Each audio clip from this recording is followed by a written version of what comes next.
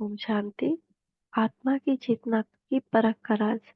आत्मा परमात्मा ने आत्मा को जो ज्ञान दिया, उससे ही आत्मा के असली स्वरूप को परखा जा सकता है। बाबा ने मुरलियों में जो ज्ञान दिया है, उसके आधार पर कुछ विचारों को यहाँ उद्धृत किया गया है, जिसमें आत्मा और जड़ जंगम के भेद को समझा जा सके। आत्मा मन बुद्धि संस्कारों सहित एक चैतन्य सत्ता है, जिसमें तीन प्रकार की प्रकृतियां हैं: जड़, जंगम और चेतन। कोई सत्ता चेतन है या नहीं, उसके निर्णय के लिए चेतनता की क्या क्या विशेषताएं होती है, उसकी जानकारी अति आवश्यक है। उसके लिए यह विचार किया गया है और कुछ बातें नीचे लिखी गई है। इन बातों में यदि 75% बातें किसी में देखने में आती है, तो कहा जाएगा कि उसमें चेतन आत्मा है। सोचने समझने निर्णय करने की शक्ति आत्मा की पहली और मूल विशेषता है, कि कोई सोच समझ और निर्णय कर सकता है। दूसरा, आत्मा ही प्रवेश करती है और शरीर छोड़ती है। तीसरा, आत्माओं में मादा गर्भ धारण करती है, वह भले अंडे के रूप में हो या बच्चे के रूप में हो।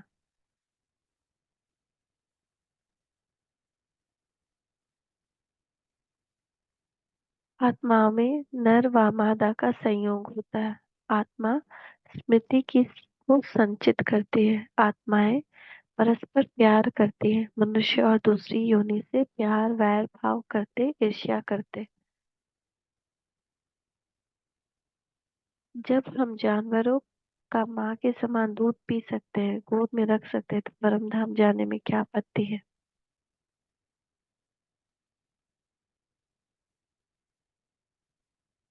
जानवर भी कृत्य अकृत्य का निर्णय करते हैं। जानवर भी मान अपमान की अनुभूति करते हैं। बाबा ने गऊ का, मधुमक्खी का, बिच्छू का, सर्प का, मोर का, कछुए का, बंदर, शेर, शरनी आदि का भी उदाहरण आत्मा के संदर्भ में दिया है। तो हम कह सकते हैं कि बाबा ने पशु योनि के विषय में नहीं बताया। बाबा ने अनेक जगह 84 लाख योनियों की बात कही है।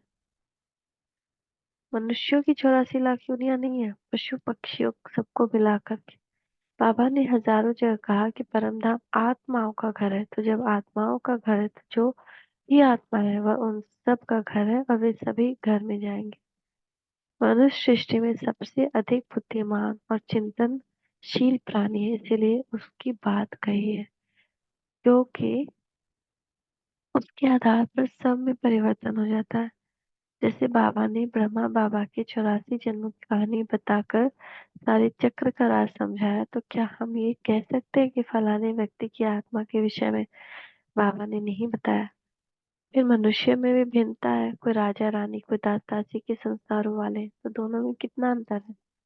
आत्माएं स्वतंत्रता से स्थान परिवर्तन कर सकती हैं। आत्मा में स्वतंत्र रहने की प्रवृत्ति है। आत्मा में कृतज्ञता के संस्कार होते हैं। जानवरों में भी स्वामी भक्ति के संस्कार होते हैं। राणा प्रताप का घोड़ा, झांसी की रानी का घोड़ा, अनेक कुत्तों आदि के उदाहरण दुनिया में है। हर योनि की आत्मा का शरीर धारण करने का विधि विधान प्रक्रिया अलग अलग है। जैसे गर्भ के बच्चे के रूप में अंडज, स्वेदज, जलज आदि है। पशु पक्षियों में कई योनियों में नर मादा के जोड़े होते हैं या होकर रहते हैं। आत्मा में संग्रह प्रवृत्ति होती है, जो अन्य योनियों में जो जो भी अनेक अन्य योनियों में होती है। चींटी, मधुमक्खी, चूहे आदि आदि में एक दूसरे को अपने गुण धर्म सिखाते हुए, जैसे कुतिया अपने बच्चों को, शेरनी अपने बच्चों को आदि आदि। जानवर भी मनुष्यों के समान मनोरंजन करते हैं, जैसे कुत्ते, बिल्ली, बंदर, चिड़िया आदि सब खेलते कूदते हैं। जानवर भी मनुष्य आत्माओं के समान अपने सुख दुख का इजहार करते हैं, जैसे भयभीत होना और बचने का पुरुषार्थ आदि करते हैं। आत्मा की चेतनता की परख या कसौटी क्या है? सृष्टि चक्र का राज। बाप ने तो सारा ज्ञान दे दिया है। जिसने जितना कल पहले धारण किया था, उतना ही अभी करेंगे। पुरुषार्थ करना है। भ्रम बिगड़ तो कोई रह नहीं सकते। कल्प कल्प एक ही बार बाबा बतलाते हैं कि सृष्टि चक्र कैसे फिरता है। साकार बाबा, 25 जून 2005 रिवाइज्ड। यह कैसा? यह बड़ा वंडरफुल ड्रामा। अभी तुम बच्चे आदि से लेकर अंत तक सब जानते हो। बाबा के पास सारा ज्ञान है, तुम्हारे पास भी होना चाहिए। यह साक्षात्कार आदि सब ड्रामा में नूंद है, इसमें तुमको मूंझने की दरकार नहीं है। साकार बाबा, 28 मार्च 2005 रिवाइज्ड। ये विश्व एक अनादि नाटक है, अनादि काल से चलता आ रहा है, अनंत काल तक चलता रहेगा। ये नाटक हर 5000 वर्ष के बाद हूबहू पुनरावृत्त होता है। परमात्मा ही इस विश्व नाटक का पूर्ण ज्ञाता है। ज्ञान सागर परमात्मा ने हमको सृष्टि चक्र के आदि मध्य अंत का राज, सृष्टि चक्र के नियम सिद्धांतों का ज्ञान, सृष्टि की अद्भुतता दिव्यता का ज्ञान दिया, जिसे समझकर हम इस विश्व नाटक के सच्चे सुख को अनुभव कर सकते हैं। क्योंकि विश्व नाटक परम सुखमय है, क्योंकि नाटक है ना। इसलिए बाबा कहते हैं, बच्चे सुदर्शन चक्रधारी बनो।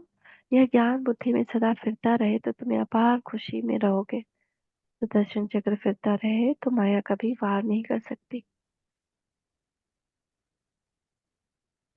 ये सृष्टि चक्र कहो, विश्व नाटक कहो, एक घटना चक्र है जो क्रिया प्रतिक्रिया, फल, कर्म पुरुषार्थ वाला पुरुषार्थ पर आधारित है, जो कल्प के आदिम के प्रथम क्षण से आरंभ होता है और अंतिम क्षण तक सतत चलता रहता है। सृष्टि की कब आदि अंत नहीं है, इसलिए सृष्टि को अनादि अनंत कहा जाता है। परंतु इस चक्र की आदि अंत है सतो प्रधानता की चरम सीमा, और तमो प्रधानता की चरम सीमा ही इसकी आदि और अंत का समय है। इस विश्व नाटक में कर्म और फल का अद्वितीय संतुलन है, जिसके आधार पर यह विश्व 5000 वर्ष तक अबाध गति से सफलतापूर्वक चलता है और किसी भी व्यक्ति को अंश मात्र भी प्रश्न करने की गुंजाइश नहीं है। ये विश्व नाटक परम सुखमय है। जो आत्मा इस नाटक की यथार्थता को जानकर अपने मूल स्वरूप में स्थित होकर पाठ बजाती है, इसको देखती है, वही इसके परम सुख को अनुभव करती है। आत्मिक स्वरूप में ही विश्व नाटक का यथार्थ ज्ञान परमात्मा ही आकर देते हैं। इसकी आत्मा साक्षी होकर इसके परम सुख को अनुभव करती है।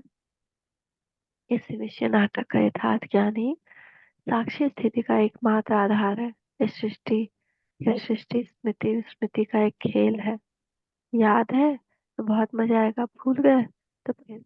और आधा कल्प क्या है, हम आत्मा स्मृति में रहते हैं, और आधा कल्प द्वापर से हमारी स्मृति चली जाती है, विस्मृत हो जाती है कि हम आत्मा है। तो ये पूरा ड्रामा ही स्मृति विस्मृति का खेल है। संगम युग पर आत्मा परमात्मा सृष्टि चक्र तीनों लोग कल्प कर्म सिद्धांत आत्मा की चढ़ती कला उतरती कला आदि का ज्ञान परमात्मा से मिलता है, जिसकी स्मृति से आत्मा की चढ़ती कला होती है, स्वर्ग की स्थापना होती है। सत्युग में ये सब ज्ञान विस्मृत हो जाता है, जिसके कारण सत्युग आदि से ही आत्मा की उतरती कला आरंभ हो जाती है, नीचे जाना स्टार्ट हो जाती है आत्मा। यथार्थ आध्यात्मिक ज्ञान की विस्मृति के कारण सत्युग से ही आत्मा और सृष्टि की उतरती कला आरंभ हो जाती है, और द्वापर से ये विस्मृति देह अभिमान का रूप धारण कर लेती है, जिससे आत्मा में 5 विकारों की प्रवेशता हो जाती है। आत्मिक शक्ति की तीव्रता से ह्रास होने लगता है। कल्पांत में जब परमात्मा पिता आकर ज्ञान देते हैं तो स्वरूप स्वपिता स्वदेश स्वधर्म स्वकर्तव्य स्वराज्य स्वदर्शन चक्र की स्मृति से आत्मिक शक्ति का विकास होता है। यह आध्यात्मिक शक्ति देहाभिमान पर विजय प्राप्त करती है, जिसके फलस्वरूप नरक फिर से स्वर्ग बनता है। इन सब की विस्मृति से आत्मिक शक्ति का ह्रास होता है, जिससे देहाभिमान आत्मिक शक्ति पर विजय प्राप्त कर लेता है, स्वर्ग नरक बच जाता है। स्वर्ग से नरक और नरक से स्वर्ग का ये चक्र सतत चलता रहता है। वास्तव में देखा जाए तो ये विश्व नाटक एक प्रेम कहानी है, क्योंकि इस कहानी में मुख्य भूमिका निभाता है प्रेम। इस कहानी में मुख्य भूमिका निभाता है, जिसके आधार पर सारा नाटक चलता है। प्रेम आत्मा का परमात्मा से, आत्माओं का आत्माओं से, माँ बाप का बच्चों से, स्त्री पुरुष का, मनुष्य आत्मा का पशु योनियों से की आत्माओं से, और पशु योनि की आत्माओं का मनुष्य आत्माओं से, आदि तक से अंत तक चलता है। परमात्मा को प्यार का सागर कहा जाता है। सत्य के लिए गायन है कि शेर और गाय एक घाट पर जल पीते, अर्थात उनमें भी इतना प्रेम था। यह समझानी जो अभी तुमको दे रहा हूँ, हर कल देता आया हूँ। यह बेहद का नाटक है, इसमें कोई की निंदा आदि की बात नहीं। अनादि बना ड्रामा बना हुआ, इसमें फर्क कुछ भी नहीं पड़ सकता। यह अनादि बना बनाया बड़ा अच्छा नाटक है, जिसको बाप समझाता है इस ड्रामा के राज को समझने से तुम विश्व के मालिक बन जाते हो। साकार पापा 4 अक्टूबर 2004 रिवाइज्ड। ये ईश्वर की बारात है ना। अभी नाटक पूरा हुआ, अब घर चलना है, पावन जरूर बनना है। तुम्हारे लिए ड्रामानुसार मैं कल्प कल्प आता हूँ। साकार पापा 4 अक्टूबर 2004 रिवाइज्ड। इसके आगे फिर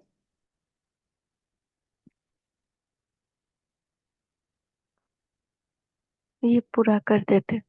ये आत्मा जीव का दो खेल है, एक तो पढ़ाई, यह कोई दवाई नहीं है, दवाई है याद की यात्रा। ये कैसा भूल भुलैया का खेल है। जिस बाप ने इतना बेहद का वर्षा मिलता है उसको ही भूल जाते हैं। ये दुर्गति और सदगति का खेल बना हुआ है। अभी बाप ने तुमको सदगति दुर्गति के टाइम आदि को भी समझाया है। सकार पापा 20 नवंबर 2004 रिवाइज्ड। मनुष्य से देवता और देवता से मनुष्य कैसे बनते हैं, यह राज बाप ने तुमको समझाया है। इस अविनाशी ड्रामा के राज को जो ठीक तरह रीति से जानते हैं वे सदा हर्षित रहते हैं। वो बहुत सारी एक्ट फिर से रिपीट हो रही है, इसमें संशय नहीं कर नहीं सकते। साकार बाबा 17 दिसंबर 2004 रिवाइज।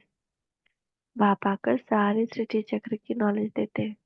यह चक्र फिरता रहता है। यह सूक्ष्म, बड़ी सूक्ष्म बातें हैं समझने की। यह बना बनाया खेल है। देही अभिमानी बने तभी खुशी का पारा चढ़े। बाबा से कोई बात पूछते तो बाबा कहते हैं ड्रामा में जो कुछ बताने का है वह बता देते हैं। ड्रामा अनुसार जो उत्तर मिलना है सो मिल गया, बस उस पर चल पड़ना है। सकार बाबा 16 फरवरी 2005। आत्मा में 84 जन्मों का पाठ नोंधा हुआ है। फिर वही पाठ बजाएंगे। इसको कहा जाता है कुदरत। शास्त्रों ने भूल कर दी है।